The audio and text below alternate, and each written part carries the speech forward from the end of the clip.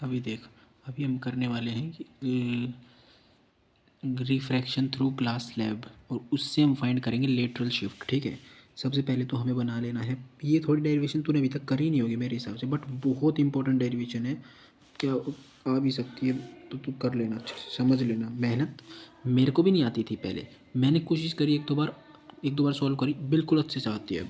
देख, सबसे पहले नॉर्मल बनाई, तो उसके बाद इंसिडेंट रे का एंगल को क्या कहेंगे, एंगल आई। ठीक है, ये अगर ये एयर है, ये ग्लास है, ये एयर है, तो ये इसका रिफ्रैक्टिव इंडेक्स मान लिया मैंने म्यू।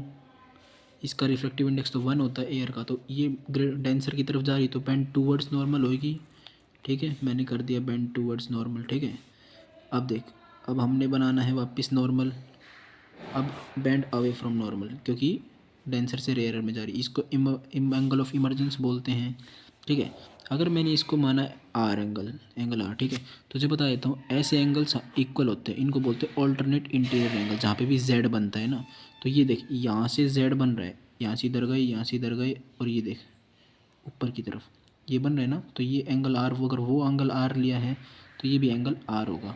ये रिफ्लेक्शन है। ठीक है, अब हमें पता है क्या करना है, डिस्प्लेसमेंट, लेटरल डिस्प्लेसमेंट क्या होता है, इंसिडेंट रे को एक्सटेंड करो, वो इसके पैरेलल होती है लाइन, इसके पैरेलल होती है इमर्जेंट रे के, यहाँ से डाल दो एक परपेंडिकुलर, परपेंडिकुलर ही होती है इसके, ऐसे। ये परपेंडिकुलर डिस्टेंस को ही हम बोलते हैं लेटरल शिफ्ट, इसको मैं डेल्टा से रिप्रेजेंट कर दूँ। ठीक है, ये इमर्जेंट रे, ये रिफ्रैक्टेड रे। ठीक है, मैं पॉइंट्स दे देता हूँ नाम, ए बी सी और डी। ठीक है, बहुत इजी डेरिवेशन है, बहुत ध्यान से सुनना।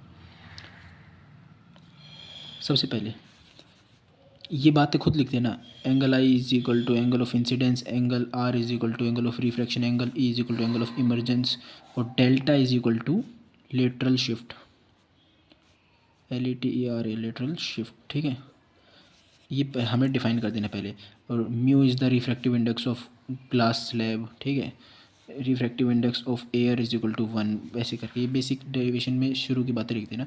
अब हम स्टार्ट करते हैं। स्टार्ट ऐसे करेंगे, Snell's law at A, point A पे, तो क्या लिखेंगे, mu 1 sine i is equal to mu, हालांकि ऐसे करते म्यू 2 साइन आर, हालांकि म्यू 1 को हम 1 मान रहे हो, म्यू 2 को म्यू मान रहे हो, तो ऐसे लिख लेता हूँ, sine i is equal to mu sine r. अब मैं लिखता हूँ स्नेल्स लॉ एट सी, तो क्या लिखेंगे, म्यू साइन आर, अंदर लगाए mu sine r is equal to, mu 1 तो 1 होता है, मतलब एयर का वापस 1 हो गया, तो अब आ गया साइन ई। इसको इक्वेशन 2 बोला, इसको इक्वेशन 1 बोला, ये वाली चीज़ इक्वल है दोनों साइड, तो बाकी की रेस्ट ऑफ द चीज़ भी इक्वल हो जाएंगी। तो by 1 and 2 sine i is equal to sine e and angle I is equal to angle e. एक ये और डेरिवेशन में एक पार्ट होता है कि ग्लास स्लैब में angle of incidence is equal to angle of emergence होता है, ये भी हमने यहाँ से प्रूफ कर दिया दो जगह स्नेल्स लॉ लगा के। ठीक है, अब आती है लेटरल शिफ्ट निकालने की बारी, वो कैसे निकालेंगे। अब तुझे ध्यान दे, इन ट्राइंगल ए बी सी हमें क्या करना है, ये डेल्टा निकालना है। तो मैं बता रहा हूँ दो जगह, मैं स्टूडेंट की तरह सिखा देता हूँ कि इस ट्रायंगल में हमें एक बार ट्रिग्नोमेट्री लगानी है और इस ट्रायंगल में लगानी है। ठीक है, तो पहले ट्रायंगल ए बी सी में मैं कॉस आर लगा रहा हूँ, कॉस आर, कॉस से अब ये देख, ये शुरू में ये भी बताना पड़ेगा, t is the, let t be the thickness of glass slab, cos r लगाया तो आर से क्या आएगा, कोस आर से एक तो ये बेस अपॉन में हाइपोटेनियस, हाइपोटेन्यूज। ठीक है, इसका हमें काम है, बी सी का हमें कुछ काम नहीं, तो हमें इसलिए कोस आर लगाया, कोस आर लगाया तो क्या होगा, बेस कितना है, टी है, A B, base A B लिखूँगा वो टी के बराबर है, अपॉन में हाइपोटेन्यूज है ए सी, इसको एज इट इज़ रखना। अब मेरे को दूसरी जगह लगाना trigonometry, in triangle A C D, A C और डी, और इसमें अब मैं ना, अब ये वाला एंगल कौन सा होगा खुद सोच के बता, ये और ये बराबर होते अगर रिफ्लेक्शन होता तो, बट यह रिफ्लेक्शन है, तो ये टोटल वाले में से ये हटा दो, आई माइनस आर, ये वाला एंगल हो जाएगा। इसमें लगाओ, अब देख मेरे को ये चाहिए, अगर मैं इसमें कॉस लगाता हूँ तो ये वाली लेंथ आएगी, नहीं ये तो पर हाइपोटेनस होगी, कॉस लगाता हूँ तो ए डी वाली लेंथ आएगी जो कि नहीं चाहिए, तो साइन लगाना पड़ेगा ताकि परपेंडिकुलर मिले, मतलब सामने वाला।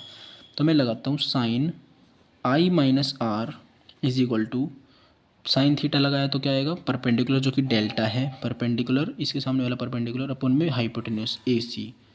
अब डेल्टा मेरे को निकालना है, तो delta is equal to sine I minus r into में ए सी की वैल्यू यहाँ से निकाल के यहाँ रख दे। अब लिख देना पुटिंग वैल्यू ऑफ ए सी।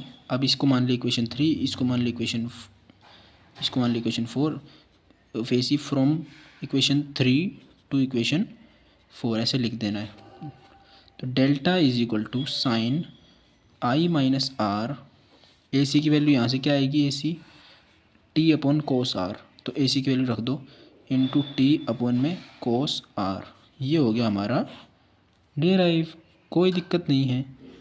एक स्पेशल केस बताऊँ इसके अंदर, ये हो गया लेटरल शिफ्ट निकालने का डेरिवेशन, कंप्लीट डेरिवेशन, साइन आई माइनस आर टी इंटू में कोस आर।